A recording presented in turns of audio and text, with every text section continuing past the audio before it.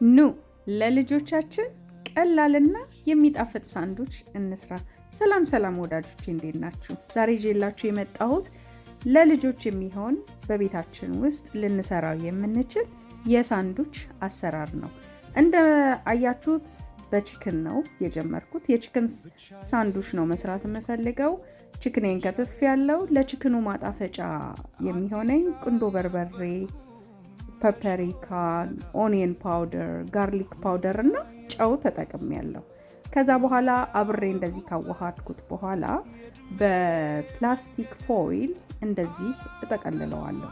ከዛ በኋላ አልሙኒየም ፎይል አድርጌ ስቲም ነው የማደርገው። በስቲም ነው ኩክ የምናደርገው፣ ምክንያቱም ለሳንዱች ነው የምፈልገው።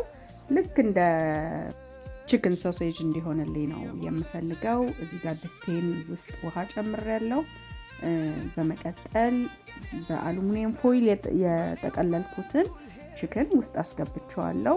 እኔ ወፈር አድርጌ ስለሆነ የጠቀለልኩት እንደምታዩት ተለቅ ያለ ነው። ለመብሰል ከ30 እስከ 40 ደቂቃ ፈጅቶብኛል። ነገር ግን ከዚህ ቀጠን ያለ ከሆነ ግን ብዙ ጊዜ የምሰራው እንደዛ አይነት ስለሆነ ነው። 20 ደቂቃ በቂው ነው።